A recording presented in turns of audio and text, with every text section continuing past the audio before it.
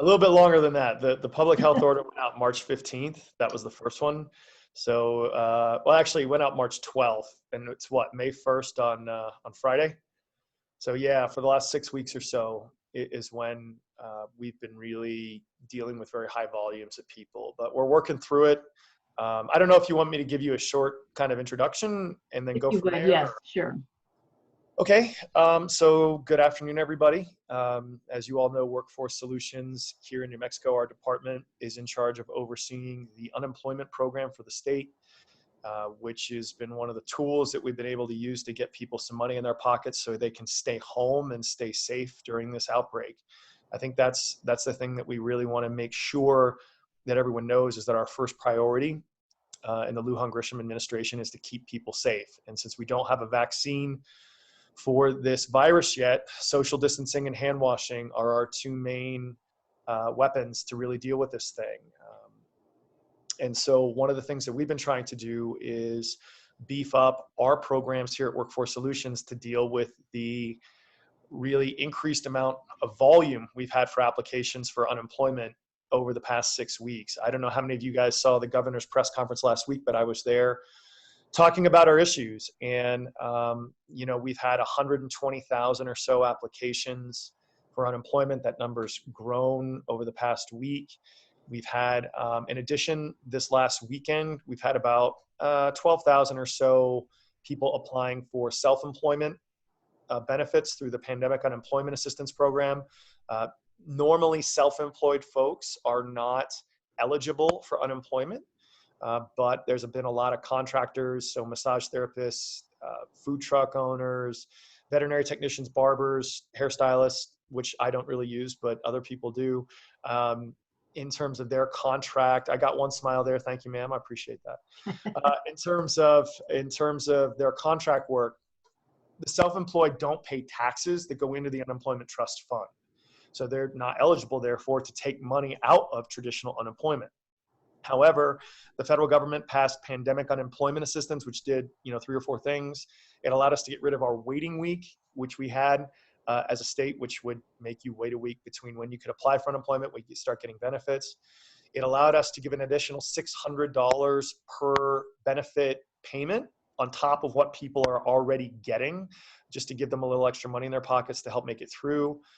It allowed us to give self-employed people an option to be able to get some benefits to help them through this situation. And it allowed us to extend benefits. Normal unemployment only allows you to get 26 weeks of benefits. The bill that was passed allowed that to be extended an additional 13 weeks. So we've actually had some people that run out of benefits, a little less than 1,000. I think we were at like 700 or so that have applied for that. So the last 2 parts of those were rolled out this last weekend. As part of our IT build out. It actually went pretty smoothly. We had one little glitch on Monday regarding people when they were applying that had some issues with their job descriptions. We were able to fix that within a day. So yeah, we're in the process now where a lot of people are getting into the system, and we're still getting caught up, as I was talking a little bit before when you guys were starting, with our what we call adjudication process, which is how we process applications. We're still catching up on that, but we're getting there. And as soon as we get the self-employed people into the system, our job is going to be to maintain, to make sure people can continue to get their benefits, and then obviously start having the conversation, how do we get people back to work and back into the economy when we're ready for that. And I'm sure, Carol, you guys are going to want to talk about that a little bit. So that's kind of just a very short synopsis of where we're at. I know you wanted to ask some questions, so I'm here. I'll do the best I can. I may not be able to answer any question. I would also like to say before we go further that the governor tomorrow is going to have a press conference kind of outlining her general plan for how we're going to start to talk about reopening the economy. And then later in the week, so probably on Friday, we will have a specific guidance letter through DWS, Workforce Solutions, on how we're going to give people guidance on the unemployment aspects of opening back up. It is actually, if you're offered a job and you're on unemployment benefits, you traditionally cannot turn that job down and continue to receive unemployment benefits. And those rules are still going to be in effect. We just need to make sure that people with underlying health issues are not included in that. And we also need to make sure employers are doing a good job of creating safe workplace conditions so that workers can go back in as safe a manner as possible. So we'll have much more detail on that towards the end of the week. And we'll, obviously, when we're ready to go, Carol, I'll get you a copy of that so you can give it to your members if that works for everyone. So with that, I'll try and do what I can to answer what questions I can. And whatever I can't answer, I got a pad, I'll write them down and see over the next few days if we can kind of come up with better answers. Does that work for you? That's great. So one thing I want to tell you is, I saw you with the governor I think it's been last week. And one thing you mentioned, and I had heard it before, is that if we offer employees work and they come back, you still want them somehow to be able to get that unemployment kicker, the $600. All right. How do we do that legally? I mean, we've got to be very careful, but we're in a situation too where we've got to start spending this PPP money, right, and bring those people back. We may not have any work for them at all, but we've got to spend that money in this way. So tell us what you're working on. Sure. So unemployment traditionally is either an all or nothing thing. You're either working and you're not getting unemployment, or you're out of work and you're getting your full unemployment benefit, right? However, there is a, up till now, little used provision called partial unemployment benefit. So I'm going to try to explain this. This gets complicated, but I'll try to go through it step by step. So when I apply for unemployment, my benefit that I get every week is based off the wages that I've earned over the past 18 months. Mm-hmm. And the more wages that I've earned, the higher my weekly benefit payment can be. The reason being is my employers have put more money into the trust fund, right? And it's a sliding scale. So if I've only worked, say, one of the last 5 quarters and made $2,100 that quarter, and in another quarter and made $1, that's the minimum that you can work and still be able to claim unemployment. The reason being, you've obviously had to have put something in the trust fund. You can get $88 a week for 26 weeks. That's the minimum. However, if I've worked completely full-time, 40 hours a week, earned a full paycheck for every day of the last 18 months, I'll probably get close to the maximum amount, which is $461 per week. So that benefit that you're going to get is on a scale based on what you've worked. So the first thing we ask for when you apply for unemployment is to give us your wages. And as employers, you all know that we ask for that from you guys too, so that we're making sure that the wages that the employer gives us jives with the wages that the applicant gives us. That allows us to determine that maximum weekly benefit. So let's say I'm a working person, the governor fires me tomorrow, and I need to go on unemployment. I will probably make close to that $461 maximum benefit. I'll be eligible for that. So let's say I make $450. My benefit is $450 a week under regular unemployment. Let's say I decide I don't like sticking around at home. I want to do a little bit of work here and there, and I want to help the community. So I go work at Smith's 2 nights a week, stocking shelves, and I'm making $300 a week. So I would report that $300 a week on my next certification form that would allow me to get unemployment. And since my maximum was $450 and I made $300, I would be eligible for the $150 that would be my partial unemployment. Does that make sense, Carol?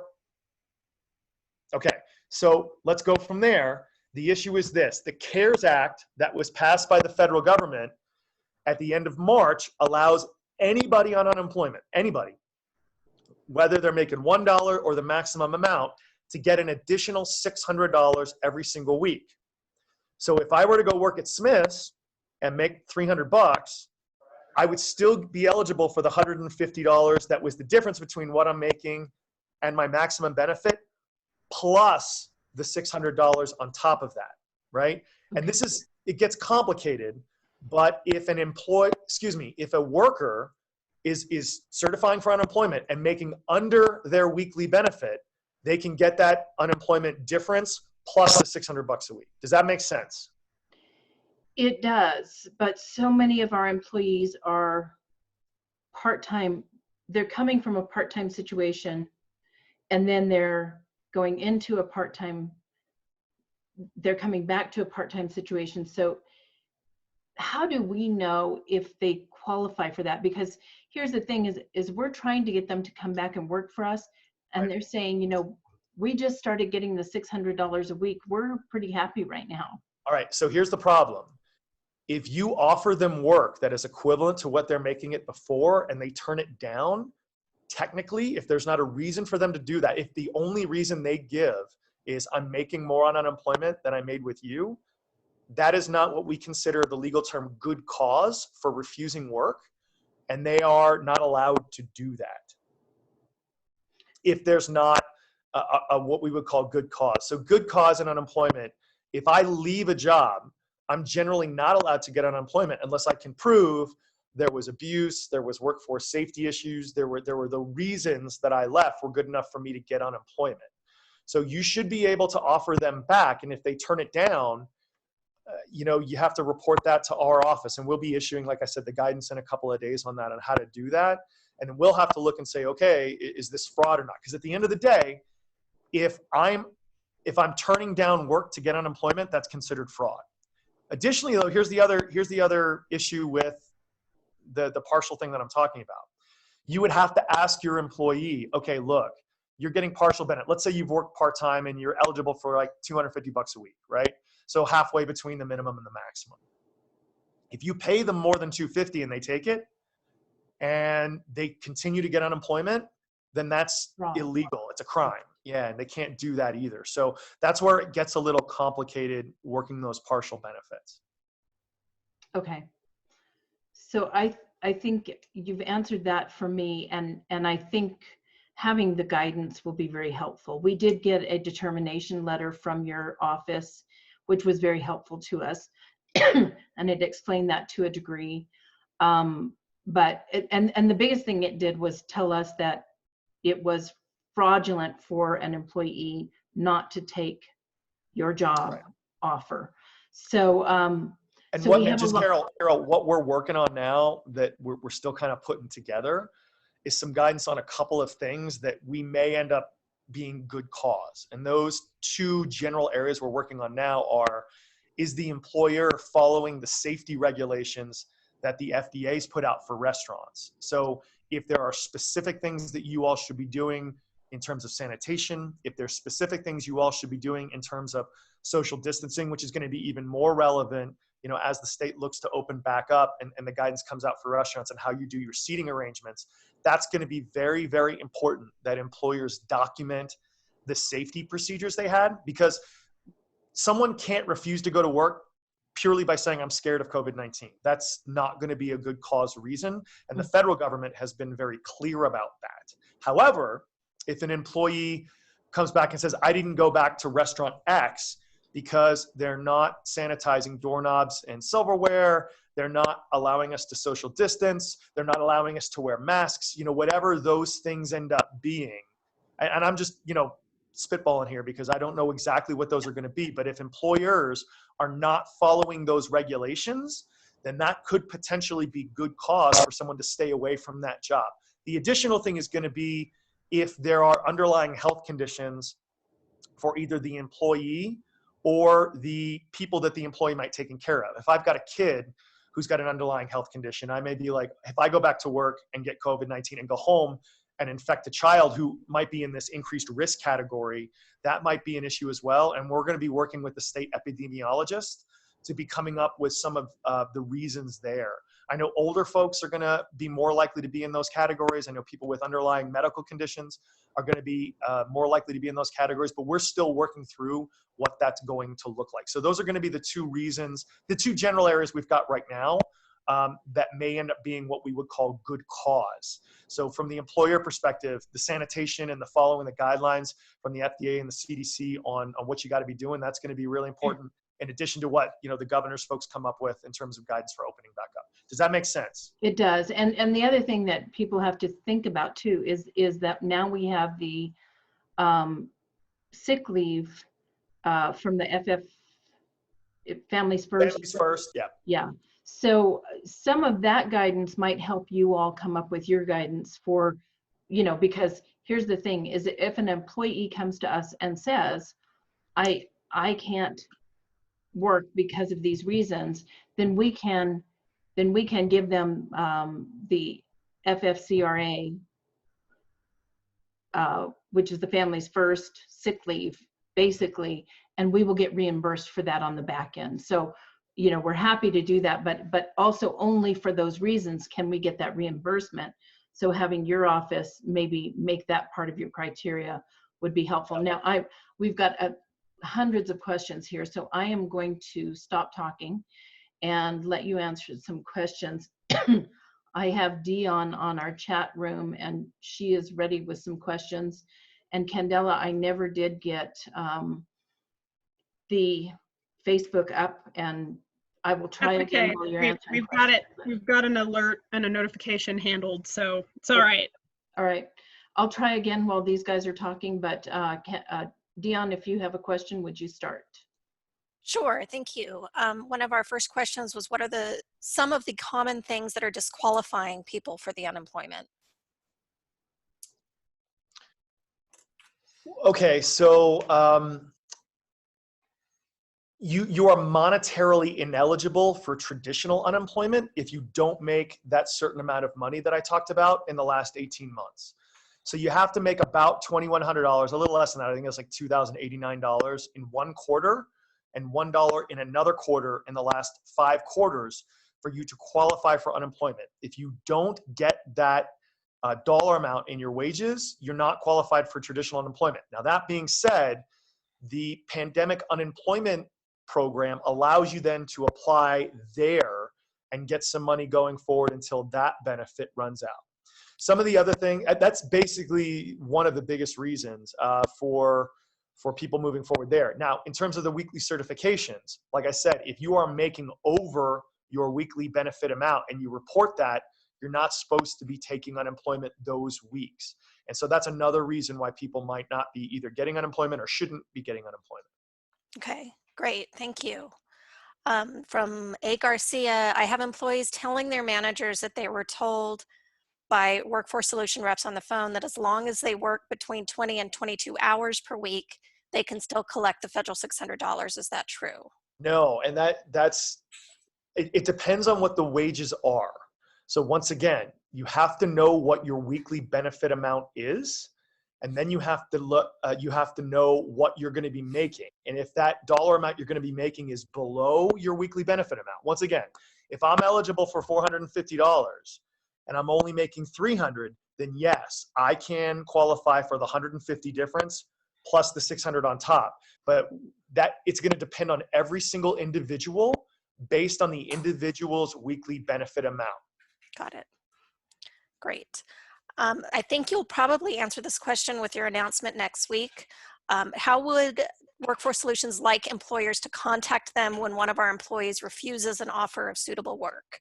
So right now, we've actually got an email address, which I can share with Carol a little later. The problem is, I think we're going to work to try to find a different way of doing that. We may set up like a web form or some kind of dedicated phone line or something like that, rather than overwhelm an email. I do know we've got basically a form. Give me a second. And the information you're going to need is the following. The claimant's name, their social security number if you have it, your business name and your business unemployment account number, the name of the person that was offered the work, the date the work was offered, how the work was offered. Did you offer it by email, telephone, in person? What type of work did you offer them? Indicate the city, town, or state, and then division unit of work that was offered. Was the work full-time or part-time? What number of hours per week and shift of work were offered? Indicate the rate of pay that is offered and the date the work was to start.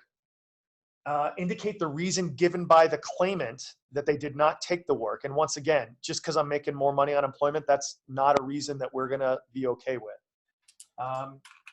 Indicate whether the claimant has done that type of work before. So if you're bringing people back to their same jobs, that would be good to know. And what was the previous job, rate of pay, and last day of that work. And if those jive, that's going to be a lot more reason for them to take the work. and then where was the previous work performed. So those are the information categories we're going to be needing. But once again, Carol, if you can give us a few days, we'll use the email address if we have to, but we want to see if we can get a better mechanism by which people can report. And we're going to try to get that out hopefully in the next few days, if not early next week. Okay, great, great. I think we've already answered some of these. Are exempt employees eligible for unemployment funds if their pay was reduced but not their hours? We are getting that question often. So unemployment is based on wages. And so it's going to depend on, do they qualify for unemployment originally? If they qualify, what is that level of weekly benefit? And if they're qualified, if they make below that weekly benefit per week, then yes, they will qualify for partial benefits along the same system that I just told you about. But they have to qualify first, and they have to be W-2 employees. Okay, great. Under what? Dion, oh, go ahead, Carol. Yes. So, Secretary, you mentioned all of these criteria that you need from the employer. Yeah. Is that going to be in the document Yeah. that you put out? Okay, good. 'Cause I started to write it all down and then I didn't. I just wanted to give people kind of an overall flavor of the kind of stuff we're going to be asking for. But like I said, if you can be patient with us, Okay. we're going to be putting out this guidance document, and we'll be including all of that piece of information in there, and working on a way for people to transmit that. If we've got like a form you can fill out and just email it to us, that might be a better way to do it. Or we might have an online form set up. We don't have that yet. So give us a few days to figure out the strategy there, and we'll work that out. I just wanted to let your employers know the kind of information we're going to be asking. Good. Okay, good. Okay. Go ahead, Dion. A lot of these questions are very similar, so my apologies if we've answered it partially, but there's a lot of math. Under what circumstances does an employee lose the $600 per week from the federal government? So if we hire a person half-time and pay them $350 a week, would they still get unemployment benefits for $461 to $350? So would they still get the $600 from the federal government? Until the end of July, anybody that even gets $1 of unemployment will be eligible for the additional $600 from the federal government. Right. So I have a question on that. Is it fraudulent for us to ask our employees how much they're making on unemployment and then offer them work at a rate lower than that? At a rate lower than that, as long as they're making minimum wage, no, but you can kind of work with them in terms of your schedule to see if there's a way to play with the schedule to see if they can figure out how to make under that. And if they're reporting accurately and their reports match your wage reports, then no, that's not fraudulent. That's actually what partial benefits are supposed to be there for. Okay. To keep people working. Janice asks, why did I get a letter saying I'm appealing an employee's unemployment, but I am not? What should I do? You should contact our appeals tribunal and let them know I don't understand why I'm getting an appeals letter here. I'm not appealing, and let them know what your unemployment number is, what your business name is, and your unemployment account number is, and they should be able to take care of that. I have a few employees who applied weeks ago and they've been told their application is on hold. Are you holding a great deal of applications there? We're not holding a great deal. We've been working as hard as we can on what we call an adjudication process. So I talked about this a little bit before we started recording the Zoom call, but let me do it again. When you apply for unemployment, your process will go through what we call adjudication. It's our processing policy. And you have to both make sure that all of the information that you're giving us matches federal requirements needed. And secondly, that the dollar amounts that the applicant is giving us from their jobs worked match up with the data that we're getting from the employer. It can get complicated, especially if I've worked in 4 or 5 places in the last year and a half. So if I've had 5 part-time jobs, or maybe 1 part-time job and 2 full-time jobs and whatever, we've got to contact every single one of those employers and request wage records for all of those folks. The more complicated that is, the longer it takes for us to process. Furthermore, there are some logistical challenges for us with the COVID-19 situation. Let me give you an example. Traditionally in unemployment, you're either working or you're not working. You know, you're full-time working, and then you have what is called, we call in our language, separation. So you've been laid off. right? However, now with COVID-19, there are a lot of people that have been put on furlough. So when we ask them, are you working? They say, yes, I'm still employed. And when we ask the employer, they say, yes, they're still employed. We're just not giving them any money.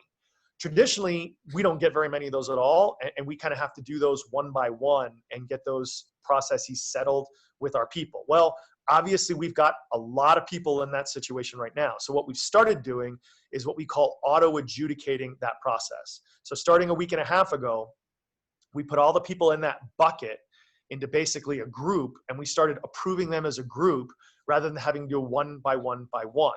And that process is constantly moving now for these people that fit into these overall group scenarios. And it's allowed us to get more people away from that, my account is on hold, I've got issues pending situation that many of your employees may find themselves in.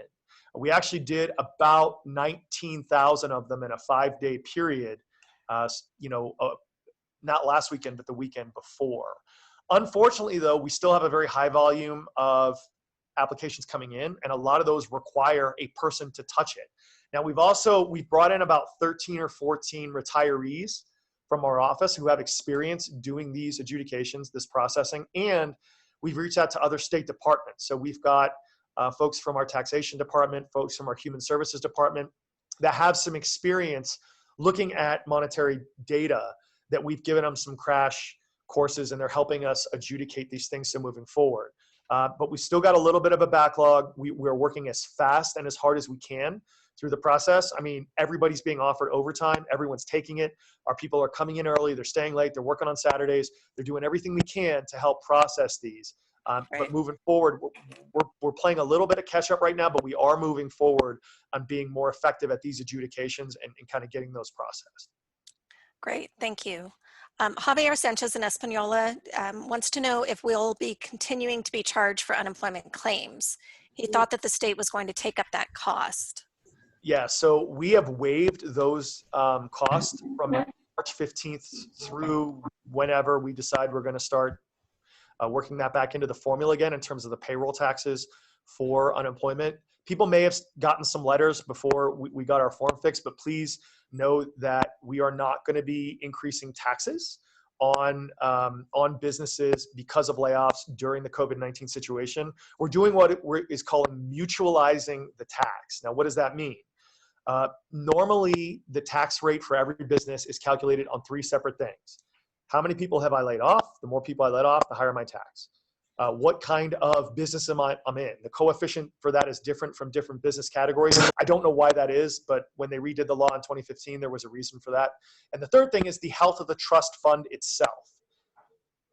Now, we got rid of the first category in terms of calculating the tax from March 15th on, which means that everybody is going to be having their tax rates calculated based on the health of the trust fund. Now, to be honest, that thing is going down a lot. And just to give you an example, it was $465 million in the middle of March. As of last Friday, it was $397 million. And the rate of use on that thing is going to continue to come down as more and more people get on unemployment. So we are engaging our federal partners and finding ways of trying to boost that fund through loans. But the other issue there is that if we get loans, we've got to pay that back. And that means we either have to raise taxes on businesses, lower benefits, or stop people from being able to get federal tax credits. I have been extremely vocal. The governor's folks have been extremely vocal in pressing our congressional delegation to find ways of getting grants to prop up that fund, or allowing us some kind of loan forgiveness program so that we don't have to hurt the people who we're going to be needing to hire people back as we go into recovery, right? But that's where the tax, it's probably, Mayor, a little bit more of an answer that you wanted, but that's kind of where that situation is right now, moving into the second part of the year. Okay, great. And that actually helps us answer some of the forthcoming questions, so we could probably skip over some of those. Some of our staff is scared to apply for unemployment because of their immigration status. Is there any way that fear could be justified? No, you can apply. We're not going to report anybody to the federal government based on their status. However, in order to get in order to get unemployment, you either need a valid social security number or a valid alien ID number. which means you have to be working here legally. I know some Dreamers have that information, I believe. And I know there's a lot of legal permanent residents that have that information. We cannot process you for unemployment unless you have one of those two numbers that can match our records. But no, we're not reporting anybody, no. Okay. Do I need to reply to all unemployment forms? I've heard all claims will be charged to COVID-19, but it's unclear. Some of my claims come back as COVID and some do not. I don't understand the question. I'm not sure either. I guess it's that they need to reply to all forms that they receive. Yeah, we'd really, the faster you apply to forms, the faster we're going to be able to process your employees in terms of getting unemployment. That's actually been one of our big roadblocks. Is there's been some restaurants, actually, I don't think anybody in your group, Carol, but some of the bigger chains have been extremely slow or completely unresponsive in replying to our request for wage records. Now you have 10 days legally to get back to us. And if business owners don't get back to us, that is one of the things that makes the process last a lot longer. So if you could reply to us in a timely manner with your stuff, that will allow us to help your workers faster. Now, the other issue we've got is we're getting about 10 times the amount of mail and faxes that we normally get. And so that's one of the, we've got people from all across our agency that are volunteering to go work in the mailroom, which is, it's a situation because you're touching a bunch of things, right, in terms of surfaces. So we're really proud of those folks. We're giving them disinfectants and gloves and masks and all that. But that's another thing that's delaying the process a little bit. But we're working on getting caught up that way too. But the faster businesses can reply to us, the faster we can help your employees get through the system and get some help. Okay, great. This is a quick one. Are S-Corp owners allowed to file for unemployment if they have been properly on the payroll? I'm not sure if you can get regular unemployment. However, you can be shunted into the Pandemic Unemployment Assistance Program. And the reason I know that is we've had some realtors who get their money through an S corporation financial arrangement, and they will qualify for Pandemic Unemployment Assistance. Now, if you want to do that, here's how it works. You have to apply for unemployment through the regular process first. If you've worked a part-time job or something in the last 18 months, and even if you minimally qualify for unemployment, we have to process you that way. That is a federal rule. If you don't, however, and you get determined what we call monetarily ineligible, which means I'm a self-employed person, I'm an S-Corp, I didn't make enough money before, you will, once you get that determination, have the option to get Pandemic Unemployment Assistance, which is that extra program that I talked to you about before for the self-employed. We will ask you for some personal information. We'll ask you to answer a few questions. As an example, did I file jointly or independently? And then we're going to ask you for some tax documentation. So the Form 1120 with your wages on that for, oh, sorry, that's a C Corp. Sorry. But we're being fairly liberal with the amount people can apply. So basically, the rule of thumb is if you apply for unemployment, you need to do that. If you're self-employed, and you have your income coming in through a 1099, for instance, you can apply for Pandemic Unemployment Assistance and use that vehicle to be able to get some benefits. Okay, great. Here's a tipping question. I'm sorry, I can't hear you. Dion, you just went away. Is that better? Sorry about that. Yeah, you're better. You're on. If they were tipped employees, but we don't have business for them to receive tips, would we need to pay them a wage similar to what they were making with base plus tips in order for them to not get unemployment? Okay, so first of all, if you're going to pay them an hourly wage and there's no tips available, you have to pay them minimum wage because that's the way the tipped wage works. So if someone's working and they're on a shift for an hour and there's no tips available, you are required as employers to pay them the minimum wage, either at the state level or in your local area, if that's higher. So that's number one. If you're going to bring them back on, you've got to pay them the minimum wage. I think that answers the question. But yeah, the tipped wage is only legal if people make the minimum wage while they're working. You can't ever make less than the minimum wage. Yeah, the other thing I want to add to this is that if you have the payroll protection program loan, that you can offer them a rate that's closer to their tipped wage. So and get that forgiven on the loan. So you can offer them $15 an hour if that's what they were making before. And that comes off in the relief portion of the forgiveness of that loan. So just, that's another thing that we're juggling here. Well, and Carol, there's another tipped issue that I might want to throw out to your folks. Since tips are not considered wages from an unemployment perspective, because you as employers are not paying payroll taxes on tips, right? Okay. A lot of servers may not qualify if I'm only working part-time as a tipped employee for minimum wage traditionally. However, if you are once again monetarily ineligible, you should be able to get into that pandemic unemployment assistance program and be able to get help that way. Okay, that's good to know.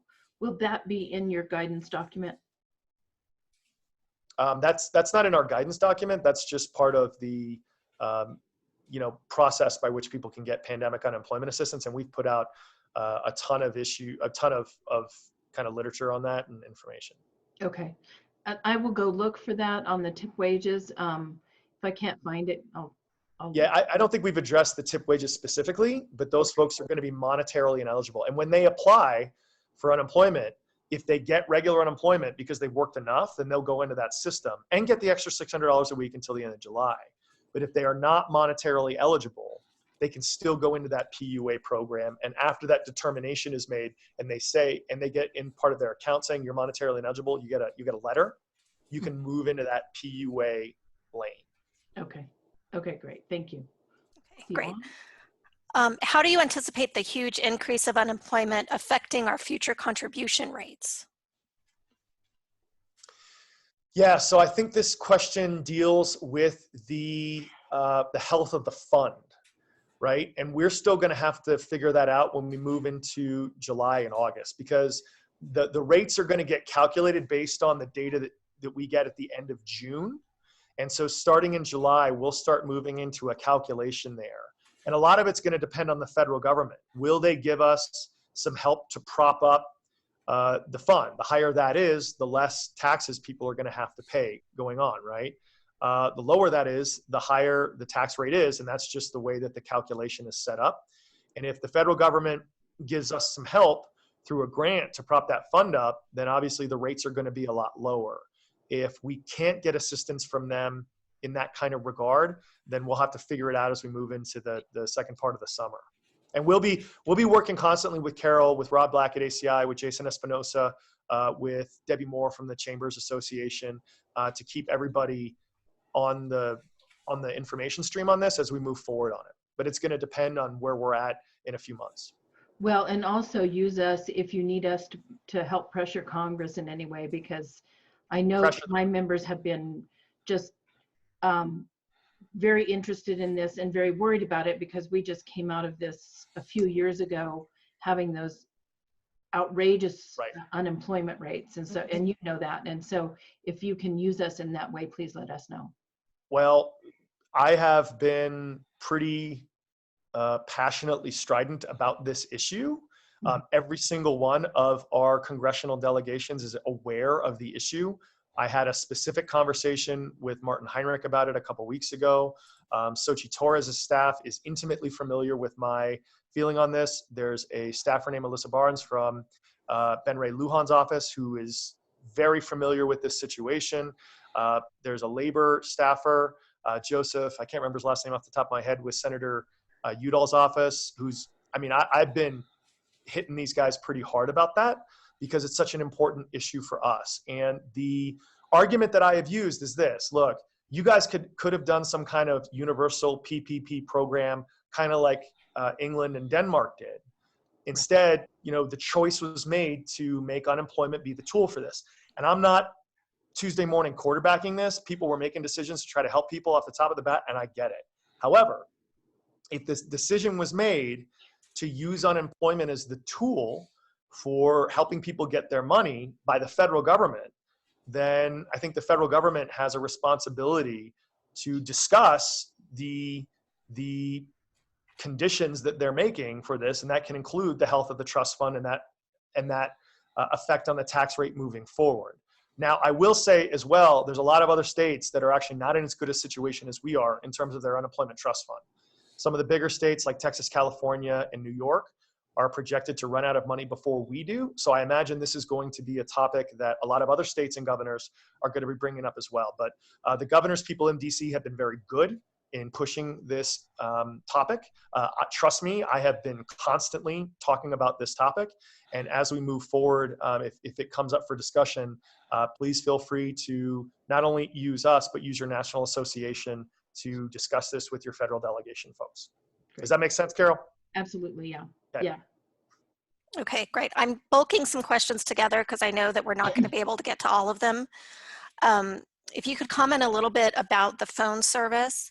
It's very difficult to get through. Maybe you could set up a way that callers can be put on a queue or on hold until a rep becomes available instead of having to hang up and call back. And if you could also speak to the appeals process as well, and be several appeals being scheduled for the same time, so it's hard to get through. Right. So in terms of the phone list, we do have a queue and we do have a hold system. Okay. We have 600 phone lines that are available for that. We actually doubled that from 300 lines a couple of weeks ago. But when you're getting 100, 200, 300, 400,000 phone calls in a day, it overwhelms the system, right? So there's two things that we could do. We could open up the queue and just let everybody be on hold forever. The problem with that is there was a day a month ago where we had 687,000 phone calls in a day.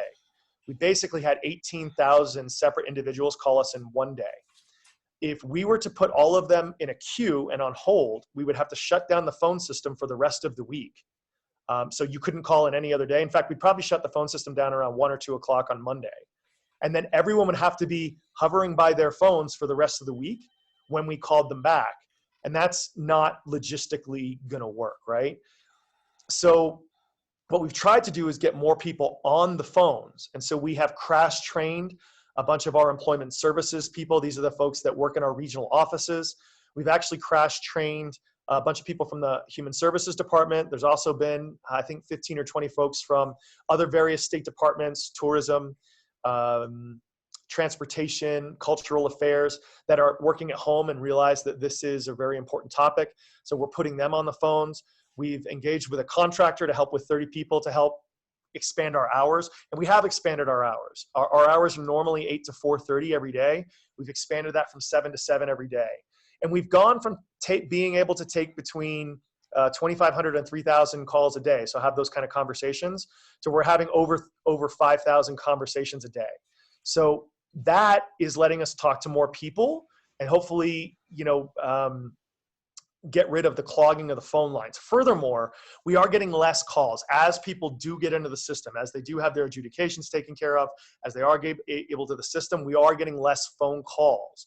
So the combination of less phone calls with more people is allowing us to take more. Now, the problem is this, like Monday and Tuesday, especially this week, if we have 12,000 people that are applying for the self-employment thing because it's the first day that it's open, we're obviously going to get a lot of phone calls. Monday is always the worst day for you to try to be able to get through on our phone lines. It's always the worst day because not only do we have people that have been waiting all weekend to get a question answered, we have people that still don't do their certifications online and they want to call and talk to somebody. Now, I'll be very honest. One of our situations with the phones has been too, is people are at home all day. They're really scared and they really want someone to talk to. And they want to make sure, half of it is they want to make sure whatever they're doing is right. And half of it is they want someone to talk to. And so they call and call and call. We had one person call 900 times in a day one time. And we wanted to check to make sure that wasn't a machine. It wasn't. Someone was on his phone. This was before we went to 7 to 7, from 8 to 4:30, called almost nonstop, right? And we're trying to implement a system where we're calling some of those people back to knock the volume down. I will say we're getting through it. We tried to implement a system where we asked people to call on the day based on their last digit of their social security number, 0 to 3 on Monday, 4 to 6 on Tuesday, 7 to 9 on Wednesday. That wasn't entirely successful, but it seems to starting to be working now. We are seeing that even out. But Thursday and Friday are always the best days to try to call and get through.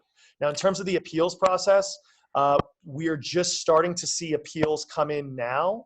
And that may be our next point of backlog. And we're just starting to have some discussions here in our office of how we might be able to move some of those faster. I will say one other thing. We had to do all of this work as we were moving people to work from home. I would say 90% of the staff at Workforce Solutions is teleworking now. So we've had to figure out how to get people at their home systems to be able to do adjudications, do phone calls from people coming in first time, to do their appeals processes. And so now we've got those settled out. I think it'll allow us to move a little bit faster on that end as well. Okay, great. This is a longer one. I have furloughed my staff due to dine-in closure mandated by the government. All of my staff has applied for unemployment. All of the communications I've received from Department of Workforce Solutions, the first question is, was the reason for separation due to lack of work? Do I even reply? Does it hurt me not to reply? I think if you reply, the reason of separation was COVID. If you say reason separation is COVID-19, that will give us a way to put those people in a category where we expedite it. And that way, you know, there's a work search issue there we can just get rid of and help move that forward. Okay, great. Now, should we have to close again, if we hire someone back and they lose their unemployment because we pay them well, they are forced to close again if we have another outbreak, how long will it take for them to start up again? People are terrified to get off the unemployment because it took them a while to get back on. Yeah, I don't think it'll take as long. Number one, they'll be in the system already. And so as long as they don't do their certifications, they should be able to start once they have an account just doing certifications again. And they have now extended benefits, right? So whereas before, if you were on for 26 weeks, you then got kicked off, you're on for an additional 13 weeks now. So 39 weeks is a long period of time. And I don't think that should be as much of an issue. Furthermore, let me give you some numbers just to tell you kind of the situation we were finding ourselves in that let us have some of these wait times. We had 9,600 people roughly certifying for unemployment the week of March 9th. In the first few weeks of the year, from January through March, we would have between 650 and 800 people roughly apply for new benefits every single week. The biggest week that we had 32,000 people apply for benefits in 1 week, the last week of March.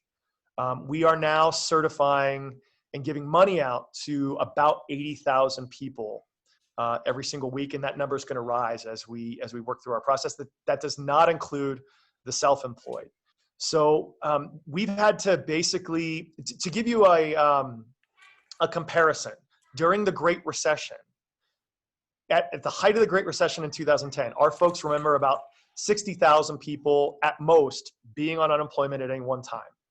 And it took us about 2 years from late 2008 to middle of 2010, late 2010 to get to those numbers. We have not only met, but we have surpassed those numbers. We might double those numbers in a 5 or 6 week period. But as we get people into the system, it becomes easier to manage. So moving forward, obviously we're not going to have this just mountain of people that are applying all at the same time and trying to navigate the first part of the system all at the same time. So moving forward, it should be a little bit easier. Okay, great. I've received decisions from Department of Workforce Solutions that some say COVID and I won't be charged. Some do not identify as COVID and say you will be charged. I appeal all of the decisions that came back without COVID. And then we have a side note that the online form doesn't actually have COVID as a reason. So they are putting it in the comments section. And could you address if that's the right thing to do? Yeah, that'll probably be fine. And then this is the first time I've heard this getting brought up for appeal. So I'll talk with our legal staff about it and see if we can give them some direction. Okay. I think that's fair. I mean, we're assuming that almost all of the layoffs that have happened since March 15th are going to be COVID related, but that's a good thing. That's good feedback for us to have. And let me talk with our lawyers about it as we move to the appeals process. Thank you for bringing that up. Thanks. We do have a commenter who got 4+ documents requesting the same information for the same employee. Should I complete all 4 documents with the same information? I think if you just do one and get it back, as long as the claimant's ID number is on there, that should be fine. Okay. I lost one. If there is a delay on the unemployment claims process, the employee started receiving payments, but it's an employee that quit, so the documentation goes through to back this up. Does unemployment get the money back from the employee that was already paid if it is determined the employee is disqualified from Yes. receiving other So, benefits? right. So if you quit and it's not COVID-19 related, or you are offered a job back as we start, working to reopen here, and you don't take it, and there's not good cause, if you are still receiving unemployment during that time, that is considered fraud. And if that determination is made, you not only have to pay the money back, there's a possibility of a penalty, both monetarily and in your ability to get unemployment in the future. So generally, we do penalty weeks. So if you are found guilty of fraud, or we make a determination that it's fraud, and you apply for unemployment again, the first time we catch you doing that, you actually have to wait 26 weeks after you've applied to be able to get your benefits. And if you do it twice, it's a 52-week period. Now that can be appealed, and that's a process that goes through case by case with our appeals process. But this is a crime. If you commit unemployment insurance fraud, it's a crime. If you're making money and getting benefits at the same time, if you're making money over your weekly benefit that we talked about, that's not legal. If you quit and there's not good cause. Now, we've been being pretty liberal in terms of the COVID situation, but moving forward, if you leave and there's not a good reason for it, then you shouldn't be getting benefits, and we have to ask the money back. Okay. Does DWS request weekly wages from employers to verify? No, we usually do what's being quarterly reported? wage. Yeah, Okay. we usually do quarterly wage reports, but we'll also request wages if we get a claim. And obviously, we've been getting a lot of claims recently. Okay, we do have a few questions about the CARES Act for sick leave. Carol and Bill, I don't know if you want to address these later, So or you want to that's try not- for this now. The It's sick not. leave isn't the CARES Act. It's the Families First Coronavirus Act. Okay. The way that, and let's be very clear, the agency that is in charge of enforcing this is the Federal Department of Labor. So our wage and hour department has been trying to work with them, and if we get requests for information or claims, we've been generally giving it to those guys because we don't enforce that federal rule. But the way that I understand it, if I am forced to quarantine for COVID-19 reasons, either I've called in and said, hey, I've got these symptoms, and the office there says, hey, we need you to quarantine, or you came into contact with someone and they asked you to quarantine, then you're supposed to be able to get 2 weeks of paid sick leave from your employer, unless the employer's over 500 people. That was not a call that we made. That was a federal determination. And you're supposed to be able to get that back in a tax credit. And Carol, you might be more familiar with that process than I am. But the DOL should be able to, the Federal Department of Labor should be able to give the instructions on how to get that money back. The other part of that is for family leave. And that is for if I've got like a kid at home because there's no daycare and the school's been closed. If my community is quarantined, which we haven't done too much, some of the tribes and pueblos might be there, but that might be an issue. Then after 2 weeks, you're supposed to be able to get, I can't remember the length of time, but I think it's 2/3 pay, with the payback being the same kind of tax credit mechanism. So Carol, your restaurant association on the national level might be able to give you some more guidance on that. It's been spotty for us, the communication between the federal DOL, their local office, and us on how this is being enforced. There hasn't been a ton of guidance, but Carol, I think your national association might be a better place to hit up for those kind of facts. And I'm showing right now on my screen, this is our COVID page, and we actually took all of the guidance and documents from FFCRA and put it under one place so that you have it there. You have a poster that you have to post in somewhere your employees can see it. And then there's there's guidance here. Here's the regulations. I think this is also from the National Restaurant Association. And if you have other questions, you're welcome to ask me about it on a per question basis. I am still not sure where you get your money back from this. Some of this guidance may explain that, and honestly, I haven't kept up with this because it's been a while since we've had people at work, right? And so we haven't been having to deal with this a whole lot. And now that people are going back to work, this is something that we're going to have to deal with. And I'll get that guidance for you all. But it's all on our website. If you start getting some specific questions, I can help you as well, because I can get questions to our federal delegation people who may be able to get us some more clarity, as well as maybe some of our local DOL people. But like I said, they've taken a while to get back to us, and we haven't gotten a ton of information from them because I don't think they've gotten a ton of information up the line. But as you guys get specific questions, let me know, and I don't mind playing quarterback on that and see if we can get our folks to help get us some better information and guidance. Is that fair? That's great. Yeah, I appreciate that. And then we've done, for those of you, if you go back to our webinars that we've done in the past few weeks, there's 2 on the FFCRA and paid leave entitlements. You can see it right here. On April 2nd, we did something on paid leave entitlements, and that's here. And that was with the CPA. I got a time for 1 or 2 more questions, and then I got to take off and do some more stuff. So we really appreciate it. Dion, do you have anything? It looks like some of them are bulked together. This one might answer some of the other questions. Would you explain the scenario again where someone who is getting unemployment for one job can get additional unemployment money even when they work at another job, with the example of someone going in to help stock shelves at Smith's? Right. So if I apply for unemployment, the first thing that happens is our staff will look at your wages, or our staff will look at my wages if I'm the applicant for the last 18 months. The amount of money I have made over the last year and a half will determine what is called my weekly benefit amount. That number can be between $88 at the lowest level and $461 at the highest level, because it will depend on how much you've made, because that determines how much you've put into the system. The more money that you've made over the past 18 months, the higher your weekly benefit amount. So that's going to be the first determination out there. So let's say it's determined that I'm eligible, I worked a lot, for $450 a week. That's going to be my determination. And I'm on unemployment, and I'm certifying, and I'm getting $450 a week because I'm not working at all.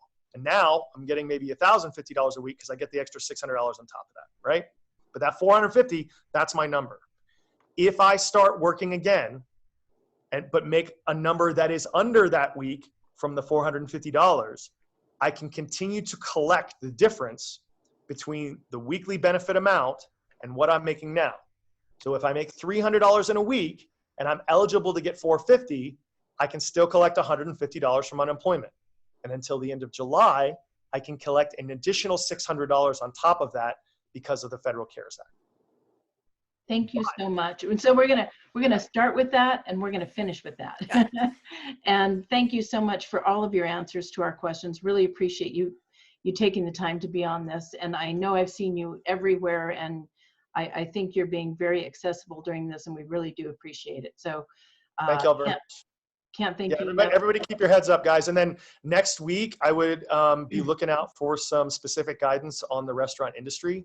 Once again, I don't want to promise anything, but I know the governor's staff is working really, really hard on the plans for the economic recovery. I will say that, the virus is gonna control this. Our job is to keep people healthy and keep people safe. But I do know there's been a lot of discussion, and starting tomorrow, you're going to see some blueprints for a plan moving forward.